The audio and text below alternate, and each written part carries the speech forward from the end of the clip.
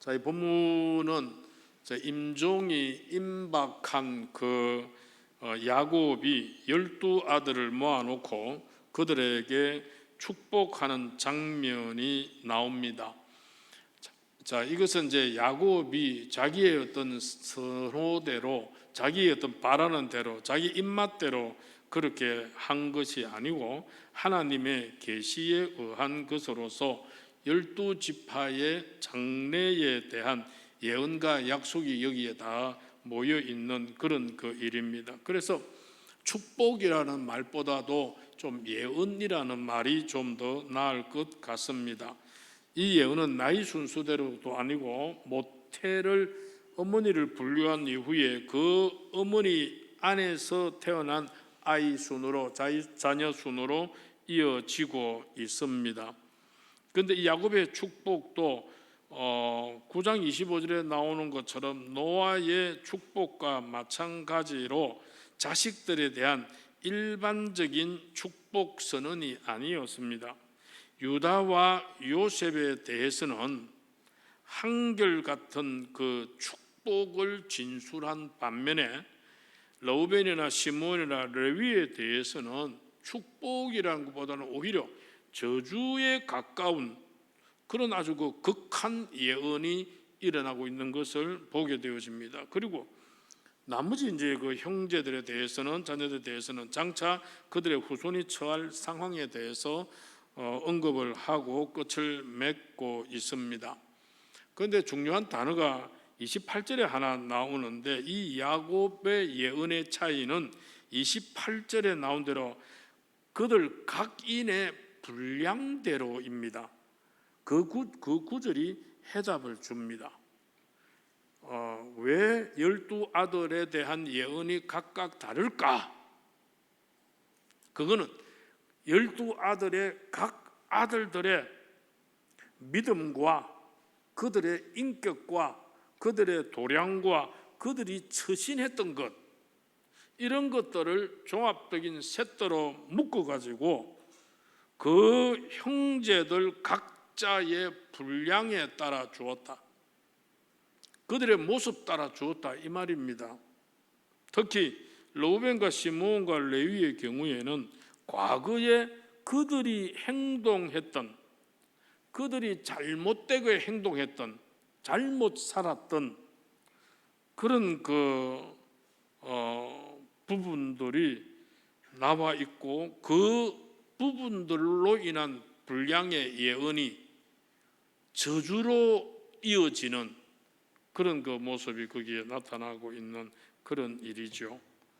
오늘 왜 르우벤에 대해서 생각했고 유다에 대해서 생각했고 또 단에 대해서도 우리가 한번 생각을 한번 했는데, 다시 전체적으로 12아들에 대한 이 말씀을 한 번 더 모두어서 오늘 말씀을 생각할 거냐? 이건 오늘 여러분 우리 그리스도인들에게 주는 메시지가 있습니다. 오늘 그리스도의 교회 안에도 많은 지체들이 있습니다. 지체라는 말은 우리 각 개인들이 다 있다 이 말이죠. 이 지체들은 그리스도의 몸을 이루고 있으면서 각자 해야 할 고유의 일들이 있습니다. 각자 맡은 책임이 있고 각자 맡은 사명이 있습니다. 그 일들의 걸음들을 우리가 어떻게 걸어가야 될 것인가 하는 것을 우리에게 12아들에 대해서 예언하는 이 메시지를 보면서 우리의 옷깃을 여밀 수밖에 없는 그런 마음을 가지게 되어집니다. 오늘 그리스도에게 한 몸이 되어 서로 우리가 지체가 되었다는 이 지체론, 이건 바로 믿음의 분량을 전제로 합니다. 한 교회 안에서 한 지체로 또 한 모습 속에서 살아가지만 믿음의 분량들은 다 다를 겁니다. 이 믿음의 분량을 가지고 야곱이 그의 아들들 12를 축복하고 예언했다 그 말입니다. 오늘 우리의 믿음의 분량의 양은 어떤 정도이겠습니까? 오늘 이 시대에 야곱이 우리를 불러 앉혀놓고 나를 바라보면서 야곱이 예언을 한다면 야곱이 나를 두고 축복을 하거나 저주를 하거나 앞날에 대해서 너는 너와 너의 후손들은 이렇게 될 거다라고 그렇게 말씀을 한다면 어떻겠습니까? 어떤 예언을 받을 수가 있겠습니까? 생각해 볼 필요가 있죠. 오늘 우리는 로마서 12장 3절에 사도 바울이 이렇게 한 말씀이 있습니다. 뭐라고 그랬습니까? 1조 시작. 마땅히 생각할 그 이상의 생각을 품지 말고 오직 하나님께서 각 사람에게 나누어 주신 믿음의 분량대로 지혜롭게 생각하라라고 촉구한 것입니다. 더 이상도 할 필요 없습니다. 더 이하도 할 필요 없습니다. 그러나 하나님께서 우리에게 주신 믿음의 분량이 있습니다. 의도적으로 그 믿음의 분량을 떨쳐버려도 안 됩니다. 안 되는데도 더 끌어올렸고 그렇게 또 발버둥 칠 필요도 없습니다. 하나님께서는 내게 주신 달란트가 있고 내게 주신 분량이 있습니다. 그 달란트와 그 분량대로 그 안에서 최선을 다하면 됩니다. 맡은 자에게 구할 것은 충성이라고 했고 하나님께서 우리에게 주신 지혜의 분량 이까지도 안 되는데 우리가 그것까지 따라가려고 해서도 안 되고 피아노도 하나도 칠 줄도 모르면서 지가 피아노 치려고 저기 와서 건반 두드리고 앉아있으면 여러 사람들에게 피해를 줍니다. 잘 치는 사람이 잘 준비된 사람이 피아노 치면 됩니다. 기술도 없는 사람이 무슨 기술적인 일에 자기가 나서서 해보려고 그거 할 필요도 없습니다. 잘 가르치지도 못하는 사람이 교사하려고 너무 그렇게 끄떡대는 필요도 없습니다. 음악적 재질이 없으면서 성가대 찬양대 하려고 그렇게 나설 필요도 없습니다. 그냥 하나님 앞에 내가 찬양하면 되는 겁니다. 각자 하나님께서 우리에게 부여된 그 분량이 있습니다.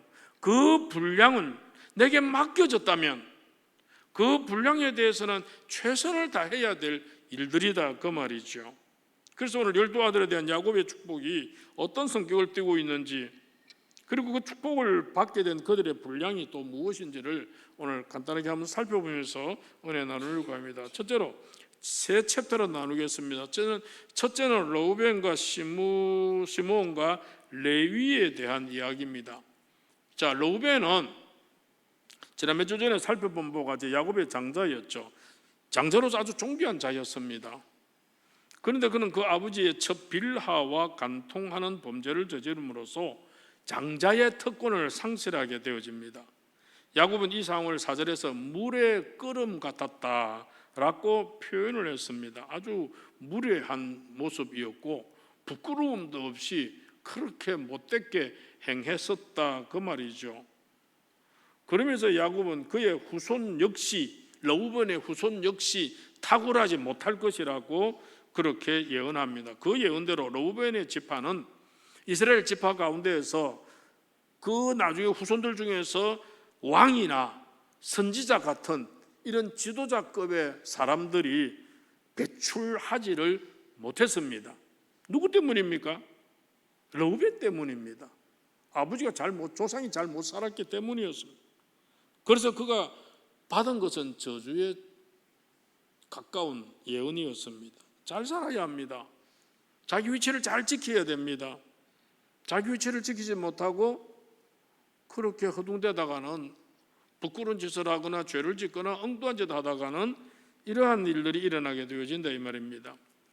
시므온과 레위도 르우벤처럼 별로 좋지 못한 예언을 듣습니다.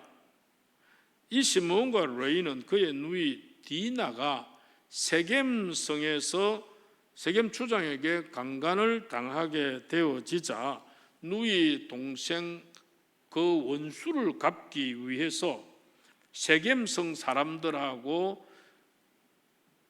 조약을 맺으면서 좋다 결혼시켜 주겠다 조건이 있다. 너가 세겜성 사람들 전부 할례 받아라. 그럼 내 누이와 결혼하는 것 허락하겠다라고. 그래서 세겜성 사람들이 그 말도 안 믿고 전부 남자들이 할례를 받았습니다. 3일째가 되게 아플 때입니다. 움직이지 못할 때입니다. 그때 레위와 시므이가 오빠 되는 둘이가 칼을 들고 들어가 가지고 세겜성 사람들을 전부 죽여버리십니다. 살인도 했고 이 과정 속에 거짓말도 더했던 그런 일입니다. 이런 복수 행위가 인명을 경시하고 마음속에 있는 아주 그 잔인성을 표출한 시므온과 레위였습니다. 이건 무엇으로도 장담할 수 없는 일이었고 오히려 야곱으로 하여금 굉장히 두려움을 느끼게, 세겜과 가까운 연합군들이 자기들을 치러 올까 싶어서 얼마나 겁을낸지 모릅니다. 좀 쉬운 말 애들 말 얼마나 야곱이 이 사건으로 쫄였는지 모릅니다. 그런데 하나님께서 보호하심으로 무사히 베들로 올라가게 되어지는 일인데, 이 일로 인해서 야곱은 시므온과 레위에게 그 후손들이 나뉘어 흩어질 것이라고 예언했고, 이 예언대로 시므온 지파는 12지파 가운데 그 숫자가 굉장히 제일 작았습니다. 그리고 레위 지파는 전국에 흩어져 살게 안 됩니까? 물론 업무차 흩어지게 되지만은 땅도 못 받고. 자, 7절에 뭐라고 그럽니까? 7절에 나오죠. 7절의 시작. 그 노여움이 혹독하니 저주를 받을 것이요 분기가 맹렬하니 저주받을 것이라. 내가 그들을 야곱 중에서 나누며 이스라엘 중에서 흩어리로다라는 말이 나옵니다. 바로 이 말은 야곱의 예언이 하나님의 계시에 의한 것임을 확증해 주고 있습니다. 자, 그러니까 하나님께서는 우리 사람들처럼 시간이 흐르고 세월이 흐른다 해서 과거의 잘못에 대해서 허지부지하게 잊어버리는 하나님이 아니라는 것을 우리에게 말씀해 주고 있습니다. 사람은 적당하게 좀 시간 지나고 시간이 약이라고 잊어버릴 수도 있겠지만은 그러나 심한 거는 못 잊습니다. 어떻게 그걸 잊어요? 한번 심하게 당해 보십시오. 그건 죽을 때까지 가슴에 품고 가죠. 하나님은요, 하나님은 아합 왕이 하나님의 심판에 직면했을 때 하나님 앞에 크게 회개합니다. 그럴 때 하나님께서 엘리야를 통해서 열왕기상 21장 29절에 엘리야를 통해서 하나님께서 긍휼하심을 보이는 게 하나 있습니다. 뭐라고 그럽니까? 시작. 아합이 내 앞에서 겸비함을 엘리야 네가 보느냐? 그가 내 앞에서 겸비하였으므로 내가 재앙을 저의 시대에는 내리지 아니하고 그 아들의 시대에야 그의 집에 재앙을 내리리라. 무슨 말인지 아시겠죠? 아합이 얼마나 못되겠습니까? 그런데 그가 깨닫고 하나님 앞에 회개했을 때 회개하는 영혼은 용서해 줍니다. 그러나 그가 저질렀던 죄값은 그가 받아야죠. 그러니까 하나님께서는 이 말씀이 당장 그 행위에 대해서 보응이 없을지라도 그 죄를 잊지 않으시고 적절한 때에 하나님께서는 반드시 보응하시겠다라는 하나님의 말씀입니다. 여러분, 이 일은 참 우리에게 좀 무섭게 다가옵니다. 좀 우리가 죄를 지었을지라도 하나님이 당장 응징하지 않으므로 습관적으로 계속 죄를 지을 수 있습니다. 우리가 하나님 앞에서 하나님 중심으로 안 살고 내 마음대로 살고 내 중심으로 살고 내 뜻대로 막 살아버릴 때 하나님의 귀한 백성이기에 하나님께서 니는 그렇게 하면 안 된다라고 하나님께서 바로 응징하시고 벌을 내리시면 좋겠는데 그렇지 않습니다. 하나님께서 즉각 응징하지 않는다 해서 우리는 담대하게 더 악을 행하는 그런 자리에 이른다면 큰일 납니다. 언젠가는 하나님께서 그 죄에 대해서 값을 물으신다는 것을 아셔야 됩니다. 얼마나 겁이 납니까? 전도서 8장 11절입니다. 같이 읽습니다. 시작. 악한 일에 관한 징벌이 속히 실행되지 아니하므로 인생들이 악을 행하는 데에 마음이 담대하도다. 방금 말씀한 그 말이죠. 그게 분명히 하나님의 뜻은 아닙니다. 하나님 앞에서 그 정말 범죄스러운 행위임에도 불구하고 그 악한 일에 대해서 하나님께서 속히 징벌이 내리지 아니하므로 괜찮은갑다 그렇게 생각하고 사람들이 악을 더 행하고 계속 행한 여기에 담대하게 되어지는 이 미련함을 우리가 알아야 된다 그 말입니다. 그러니까 르우벤과 시므온과 레위에 대한 이 예언은 함부로 죄 짓는 행위가 얼마나 무서운 결과를 초래할 수 있는가 하는 것을 정확하게 우리에게 여러분 보여주고 있습니다. 죄 짓지 마시기 바랍니다. 말씀과 어긋나게 살지 마시기 바랍니다. 내 마음대로 하지 마시기 바랍니다. 왜냐하면 하나님께서 다 기억하고 계십니다. 그 부분에 대해서. 동시에 우리가 하나님 앞에서 바로 서는 것이 우리 자신과 우리 후손들에게 복이 된다는 사실도 역설적으로 보여주고 있습니다. 그게 유다와 요셉에 대한 축복 아닙니까? 두 번째는 유다와 요셉에 대한 이야기입니다. 넷째 아들 유다를 축복할 순서가 될 때 야곱의 의존은 완전히 변합니다. 유다에 대한 이야기가 들었기 때문에 좀 더 우리 쉽게 이해가 될 수 있겠죠. 이 유다에 대한 이야기에서는 저주도 없고 책망도 없습니다. 앞에 르우벤이나 시몬이나 레위하고는 전혀 다릅니다. 유다가 받은 예언에는 그가 장자의 권리를 부여받았고 다른 형제들보다도 훨씬 우월한 그런 그 위치에 있을 것이라는 것을 예언하고 있습니다. 이 예언대로 이 유다 지파에서 다윗이 나타나죠. 이 유다 지파에서 솔로몬이 나타나죠. 이 유다 지파가 남쪽 유다 왕국을 500년 통치하게 되어지는 그런 놀라운 일들이 일어나게 되어지죠. 그 다윗 시대에는 이스라엘 역사 가운데 가장 넓은 영토를 확장하게 되어지는 그런 그 부분입니다. 이렇게 강화된 왕권, 강력한 군사력을 가리켜서 9절에는 유다는 사자 새끼와 같다 그랬습니다.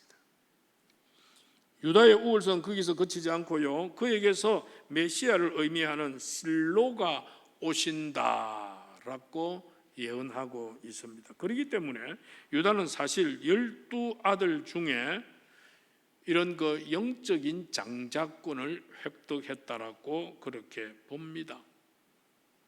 유다가 참 잘 살았다. 유다가 참 그래도 그의 다른 형제들 중에서 심성도 좋았고 인정도 많았고 참 다른 형제들보다 잘했다는 것을 유다에 대해서 우리 말씀할 때 나누었죠. 요셉은 어떻습니까? 요셉에 대해서는 야곱이 샘 곁에 무성한 가지라라고 축복을 합니다. 샘 곁에 무성한 가지다. 샘을 넘어서는, 울타리를 넘어서는 축복이 있다. 그러면 그 안에만 오글거리는 게 아니라 이 예언이 요셉의 가문이 번창할 것을 가리키게 되어지고 이스라엘의 12지파 가운데 2지파가 요셉에게서 뻗어나올 것을 암시합니다. 이 예언대로 요셉의 두 아들 에브라임과 므낫세는 12지파에 속하게 되어졌고 그 지파가 가나안 정복 후에 분배받은 지역은 많은 자연 혜택을 누릴 수 있는 풍부한 곡물을 생산할 수 있는 좋은 땅을 요셉의 후손 에브라임이 므낫세가 차지하게 되어지는 이런 은혜를 누립니다.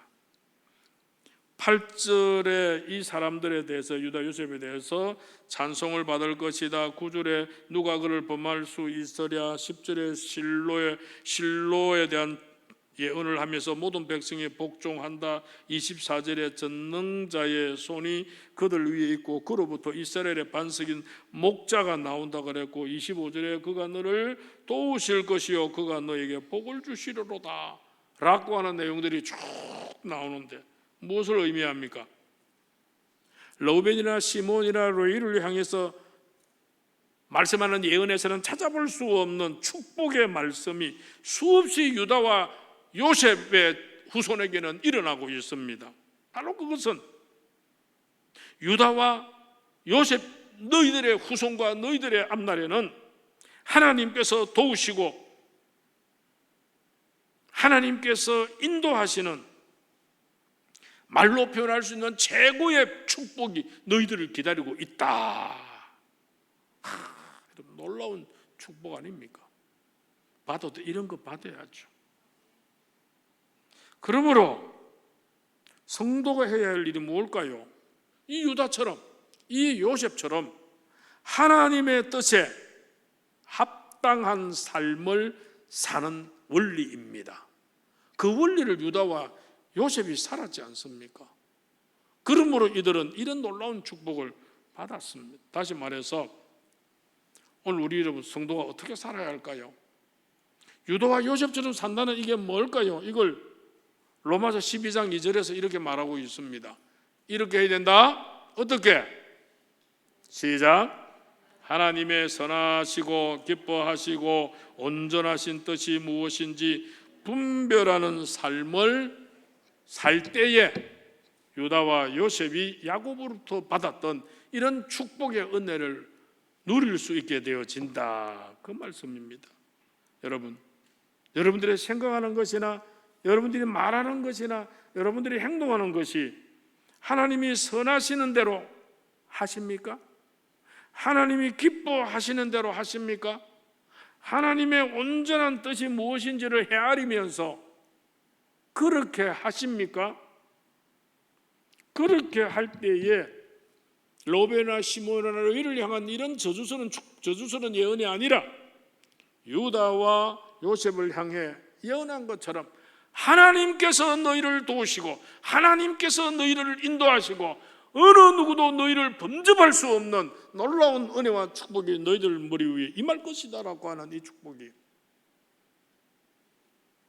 하나님의 선하시고 기뻐하시고 온전한 뜻이 무엇인지를 분별하는 삶을 살아가는 오늘 우리 성도들의 삶의 터전 위에 일어나게 되어질 것이다 그 말입니다. 하나님께서는 한량없는 은혜의 복으로 그 삶을 부족함이 없는 푸른 초장으로 인도하시는 분이 우리 하나님이신데 어떤 사람에게 그런다 그랬습니까? 하나님의 바로 서 있는 사람입니다. 바로 서시기를 바랍니다. 양사시는 건 하나님의 축복의 대상 아래 살아가셔야죠. 지도자들이 염려하는 자의 자리에 살면은 안 될 겁니다. 야곱이 130년 넘게 살고 147살까지 살면서 12아들 한 봤습니까? 100년 넘게 한 봤습니까?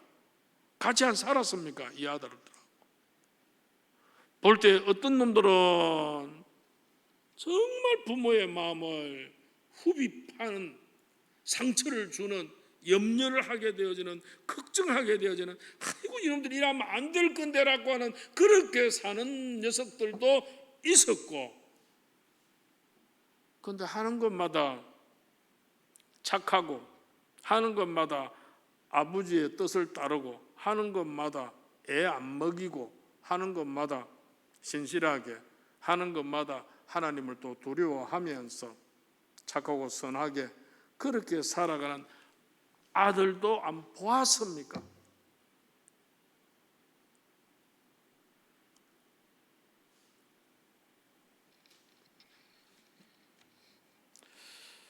여러분들은 여러분들의 자녀들을 보고도 어떻게 축복하시렵니까? 저도 그 한 30년 가까이 여러분들을 지금 대하면서 참 잘하는 사람들이 있습니다. 눈물겹게 목회자에게 참 잘하고 기쁘게 하고 마음을 선하게 만드는 자들이 있습니다. 더 복을 축복해 주고 싶은 근데 또 그렇지 못한 사람들이 있죠. 애먹이는 사람이 있죠. 마음 아프게 만드는 사람도 있죠. 기분 나쁘게 만드는 사람도 있죠. 어떻게 기도할까요? 오늘 우리가 하나님을 바라볼 때 하나님께서 우리를 보시고 참 푸른 초장으로 우리를 인도하시며 우리와 함께 하시고 우리를 도우시고 그 어느 악한 자들도 우리를 이렇게 근접하지 못하도록 우리를 도우신다라고 하는 이런 축복들이 우리들 머리 위에 넘칠 수 있기를 간절히 바랍니다. 나머지 형제들에 대한 축복입니다. 이제 러우벤, 시몬, 레위, 그리고 이제 반대되었던 유다, 요셉, 이제 이 사람들에 대해서는 과거 행적을 가지고 예언을 했다, 그렇게 볼 수 있습니다. 그런데 다른 형제들에 대해서는 과거 지사에 대한 언급이 없고 단순히 이제 이 사람들의, 이 자녀들의 미래에 대해서만 예언을 하고 있습니다. 물론 지금까지 매 사건마다 그 밑에 형제들은 형님들의 결정에 움직인 탓에 별 대가 없이 평범하게 인생을 살아왔다, 그렇게 볼 수 있습니다. 물론 형들이 잘못을 저지를 때 반론을 제기하고 그 형들의 행동에 수정을 가할 수 있는 이런 것도 사실 없었습니다. 형님, 그러면 안 됩니다, 이렇게 말한 것도 없었습니다. 그냥 형님들의, 형들의, 형제들의 그 힘에 그냥 따라갈 수밖에 없는 그런 삶을 살았다 해도 과언이 아닙니다. 이런 자들은 뭐라고 하면 소극적인 자이죠. 자기 의견도 없이 소극적으로 그냥 따라간 그런 나머지 평범한 형제들이었습니다. 그렇지만 이 자들에게도 하나님께서는 12지파로 선택하시고 그들을 통해서도 하나님의 구속 사역이 이루어져 가는 것을 보게 되어집니다. 그러므로 그들의 선택은 그들 자신의 권리와 자격에 있는 것이 아니고 순전히 하나님의 은혜였습니다. 정말 한 것 없었습니다. 내놓을 거 없었습니다.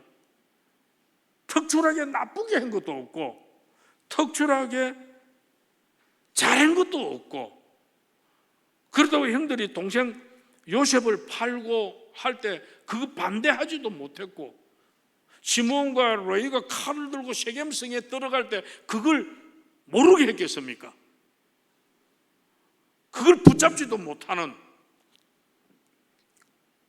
그런 정말로 소극적인, 어떻게 보면 별 볼 없는 그런 자녀인 것 같았는데도 하나님께서 이들에게도 그들의 앞날에 하나님께서 이끄시고 인도하시는 그런 그 예언들을 야곱을 통해서 주셨습니다. 어쩌면 여러분, 우리는 어디에 포함되어 있습니까? 우리의 모습은 여러분 각자를 한번 정리해 보십시오. 첫째, 나는 러우벤이나 시므온이나 레위 같은 놈이다. 첫째, 그 부류에 속하냐? 아니면 둘째 부류, 나는 유다와 요셉과 같은 그런 존재다, 그거 속합니까? 아니면은 나는 잘한 것도 없고 못한 것도 없고 별로 칭찬받을 것도 없고 따져보면 꾸지람 들을 것도 많은 나머지 부류의 이 자녀들, 세 번째 이 부류입니까? 나는 어느 위치인 것 같습니까? 여러분들의 위치는 어느인 것 같습니까? 한번 살펴봅시다. 예수 그리스도의 십자가가 아니었으면 과연 오늘 우리는 아브라함의 영적 자손이 될 자격이 있었겠습니까? 그저 우리도 죄 가운데 살다가 죄 중에 죽어가는 어둠의 자식밖에 더 되었겠습니까? 영적 무지로 인한 사망이라는 필연적 인생의 공식을 피할 자는 아무도 없습니다. 그렇지만 예수 그리스도의 십자가 보혈은 죄인된 우리의 신분을 완전히 바꾸어 나왔습니다. 어디로? 하나님의 백성으로. 이제 하나님의 자녀가 되는 그런 특권을 받은 우리 성도가 할 일은 선택받은 자로서 인생이라는 현장에서 하나님의 뜻을 이루어 나가는데 총력을 기울여야 되는 그런 일이었습니다.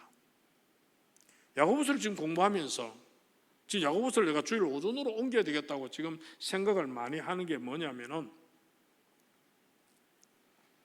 그 당시 유대인들이 형식적인 그 신앙관이 많았습니다. 그 속에 믿음이나 그 속에 신앙이나 그 속에 정말 하나님을 진실로 섬기는 그 속 내면보다는 야, 내 금식기도 내가 사흘 했다, 내 어디 구제했다, 내 누굴 또 이렇게 도왔다, 내 또 뭐 하는데 기여했다, 자기 행위에 대해서 자랑을 진짜 많이 했습니다. 껍데기는 환한 정말로 회칠한, 정말로 끝은 번지르하게 하얗게 색칠한 저 산토리니 그 에게해 지중해 쪽 가보면은, 산토리니 섬에는 전부 집을 흰색깔로 다 칠해놨습니다. 벽하고 뭐하고 길하고. 그러니까 그게 신문에, 아니 그게 뭐 하버에 많이 나오고 하죠. 그런데 요 유대인들의 속을 들여다보면은 그 속에는 못된 게 다 들어가 있어요. 썩은 게 다 들어있어요. 그래서 예수님께서 바리새인들을 바라보고 회칠한 무덤과 같은 놈들이라고 그렇게 했죠. 속은 하나도 안 좋으면 겉만 번지르했던, 하나님을 바로 믿지는 않으면서 껍데기적으로 억수 잘 믿는 채 했던, 행위는 이렇게 나타내었던. 그래서 바울이 복음을 딱 받으면서 믿음으로 구원받는다, 믿음으로 본 거다, 이신칭이. 그래서 믿음을 되게 강조를 했습니다. 그런데 이제 문제가 뭐냐면 이 이론과 이 원리가 이제 그 종교 개혁자들까지도 내려왔습니다. 정말로 믿음이 중요해요. 근데 왜냐하면 또 종교 개혁 시대에는 가톨릭이 외형적이었지 않습니까? 속에 하나님을 향한 뜨거운 열정은 없으면서 외형적으로 얼마나 휘황찬란했습니까? 지금도 정교회나 로마 성당이나 이렇게 가보면 외형적으로 만들어 놓은 게 얼마나 많습니까? 한 번 가보면은 그게 도움으로 만든 그 천장에까지 그 벽화를 그려놓은 이런 거 모습들 보고, 와, 저걸 어떻게 그렸을까? 대단하다는 이런 생각이 들어요. 우와 하는 그런 마음은 들지요. 그래서 너무 형식적인 그 쪽으로 흐르는 이 가톨릭에 대해서 종교개혁자들이 믿음으로 구원받는다. 그래서 로마서나 갈라디아서나 이 사도 바울이 쓴 이 서신들을 굉장히 강조해 왔습니다. 그게 개혁주의 속에 면면이 흐르면서 우리나라에도 그렇게 들어왔습니다. 그렇게 들어와 가지고 우리나라에도 우리가 죄인이지만 십자가 보혈에 예수 그리스도의 보혈을 믿으면, 예수 그리스도께서 나를 위해 십자가에 죽으시고 부활하신 그 희생제물의 그 대속의 사건을 믿으면은 우리가 하나님의 자녀가 되어진다, 구원을 받는다라고 하는 그 믿음을 강조를 했습니다. 그러다 보니까 어떤 사건이 일어납니까? 엊그제까지만 해도 죄인 되었던 내가 오늘 내가 예수를 믿으면서 의인이 되어버렸습니다. 신분이 바뀌어버렸습니다. 우와, 됐네. 나는 의인이, 나는 하나님 백성이네. 우와, 땡큐. 거기까지. 우리 한국의 잘못된 조금 말씀의 인도함이 이 믿음 이 부분이 너무 지나쳤다 이 말입니다. 틀린 건 아닙니다. 맞습니다. 그런데 믿음으로 구원을 받고 보니 내 공로는 없잖아요. 내 공로는 없잖아요. 내가 한 일은 없잖아요. 믿음뿐이잖아요. 이건 전부 하나님의 은혜였잖아요. 하나님의 은혜로 하나님께서 독생자를 주셨고, 그 독생자 오셔서 우리 위해 희생하셨고 사랑하셨고, 그리고 또 우리를 천국으로 인도하기 위해서 부활승천하셨고, 그렇다면 그 예수로 말미암아 그 하나님의 은혜로 말미암아 구원을 받은 오늘 우리는 자연적으로 나의 모습을 들여다볼 때는 내가 잘나서 구원받은 건 아니잖아요. 나를 구원하신 그 주님의 수고와 그 주님의 은혜를 생각할 때 어떻게 살아야 되느냐? 그럼 구원받고 나서 나는 어떻게 살아야 되느냐? 당연히 어떻게 살아야 되느냐라고 하는 그 질문이 들어와야 된다 이 말입니다.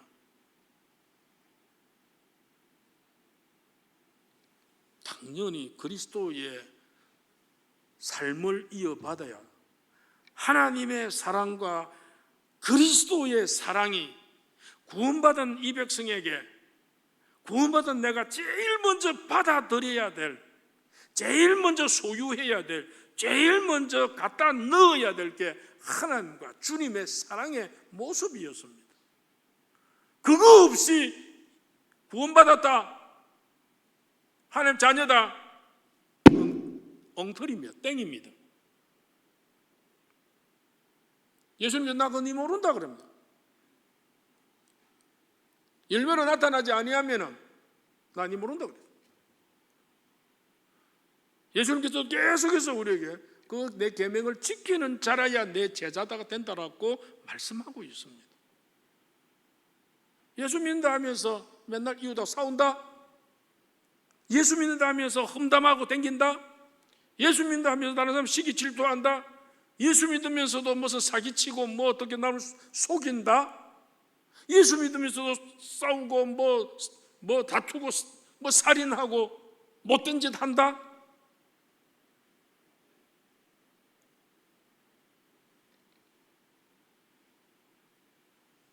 십계명을 어기는 것은 아주 예사로 어기고 있고 그 외에도 거룩한 성도가 걸어가야 될 그 분량을 정말로 고민도 하지 아니하고 지 마음대로 살아가고 지 마음대로 간음을 하고 지 마음대로 술 먹고 지 마음대로 담배 피우고 예수를 믿는 사람으로서 하지 말아야 될 어떤 그런 부분들도 조금도 양심의 가책도 없이 지 마음대로 살아간다면 그 사람을 구원받은 하나님의 백성으로 지질 수 있느냐 그 말이에요. 그건 주님께서 나중에 주여 주여 해도 네 누구 나 모른다. 네 누구냐? 나 네 모른다. 주님 그리 말씀하셨습니다. 그래서 야고보가 뭐라 그랬습니까? 믿음이 있다 할지라도 행함이 없으면 그 행함이 없는 믿음은 무슨 믿음이라고요? 죽은 믿음이라고 그랬습니다. 죽은 믿음이라고 그랬습니다. 오늘 여러분 유다와 요셉을 제외한 다른 형제들이 하나님 앞에서는 참 미약했습니다. 뭐 뚜렷하게 드러내놓을 만한 그런 업적이 없었습니다. 그럼에도 불구하고 하나님께서는 그들을 들어 사용하셨고 은혜와 복을 주셨습니다. 어쩌면 우리 자신도 미약하고 보잘것없는 모습인데도 그래도 하나님께서는 우리를 들어서 사용하고 계시지 않습니까? 또 앞으로도 들어서 사용하실 줄 믿습니다. 이때 우리는 욥기 8장 7절에 욥이 고백한 것처럼 이렇게 고백할 수 있습니다. 시작. 네 시작은 미약하였으나 네 나중은 심히 장대하리라 라고 하는 역사를 경험하게 될 겁니다. 사랑하는 성도 여러분, 자 오늘 말씀 정리합시다. 내려놓고 하나님의 복은 성도 각인의 믿음의 분량에 따라 주어졌습니다. 아멘입니까? 각 분량대로 28절에 그랬습니다. 오늘 나의 믿음의 분량은 어느 정도입니까? 야곱의 눈으로도 한번 바라보시기를 바랍니다. 지금까지 살펴본 12아들에 대한 야곱의 축복에서 알 수 있듯이 우리의 삶의 행적은 대단히 중요합니다. 기도하는 일이나 섬기는 일이나 봉사하는 일이나 헌신하는 일이나 마음을 두는 일이나 여러 가지들 쭉 종합해서 볼 때 그 나의 걸음들이 대단히 중요합니다. 비록 구원의 반열에서 떨어지지는 않더라도 하나님의 복의 많고 적음을 좌우할 수 있는 중요한 저울은 우리의 행적들입니다. 어떤 행적을 가지십니까? 왜냐하면 지금 내가 살아가고 있는 나의 삶이 또다시 미래의 복의 분량을 결정할 수 있기 때문입니다. 오늘 아침까지 어떻게 살았는지 이제 접어두십시오. 돌이킬 수 없잖아요. 역사의 뒤로 돌아가서 갖고 와가지고 고칠 수 없잖아요. 오늘 지금부터입니다. 오늘 오전 예배 드린 이 이후부터입니다. 어떤 행적을 내놓으시렵니까? 이 행적 따라서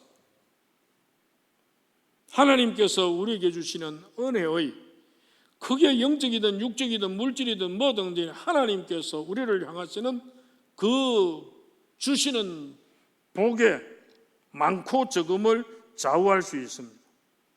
왜냐하면 주님은 토기장이이고 우리는 그릇입니다.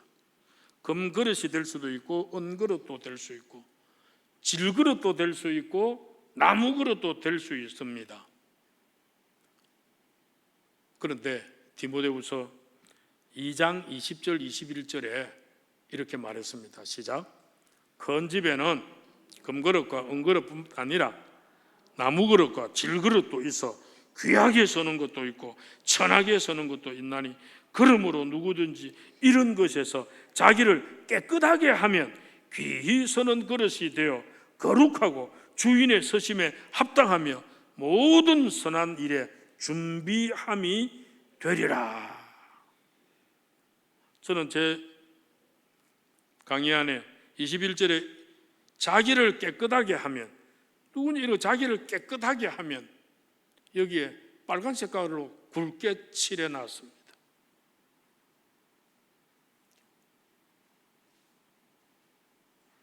금그릇도 귀하게 쓸 수 있고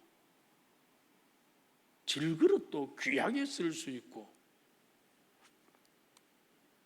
나무그릇도 귀하게 쓸 수 있습니다. 용도가 다 다릅니다. 중요한 것은 이런 쓰임에 자기를 깨끗하게 해놔야 귀히 쓰는 그릇이 되어 거룩하고 주인의 서심에 합당하게 되고 그 쓰임에 그 선한 일에 준비함이 됨이라라고 그렇게 말씀하고 있습니다. 여러분, 목사님 아니라고 아이고 난 아무 때나 살아도 될 끼다, 나는 장로가 아니기 때문에 뭐 아무렇게 살아도 안 되겠나, 아이고 내 뭐 권사도 아닌데 내 멋대 좀 살아도 안 되겠나, 행여 그리 생각하십니까?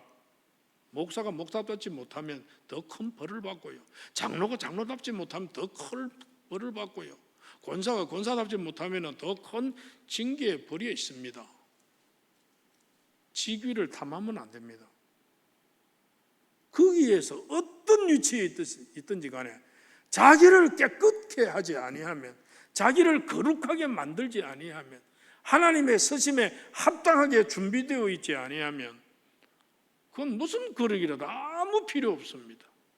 그러나 비록 나무 그릇이라 할지라도 자기를 깨끗하게 준비되어 있으면 하나님의 선한 일에 아름답게 쓰임이 되어지고 하나님의 사랑의 대상이 되어진다, 그 말입니다. 깨끗하게 하시기를 바랍니다. 자기를 깨끗하고 거룩하게 준비하여 주님 서심과 주어지는 축복을 크게 받아 누리는 그런 주인공들이 오늘 12지파를 향한 야고보의 말씀 가운데서 우리의 마음속에 새겨지는 그런 말씀이 되어지기를 주의 이름으로 축원합니다. 하나님, 우리를 깨끗하게 하옵소서. 이 마지막 시대에 하나님께서 사용하시려고 둘러보실 때에 적이 있구나 알았고, 하나님께서 지명하여 불림을 당할 수 있는 그런 자들로 우리를 삼아 주옵소서. 예수님의 이름으로 기도합나이다. 아멘.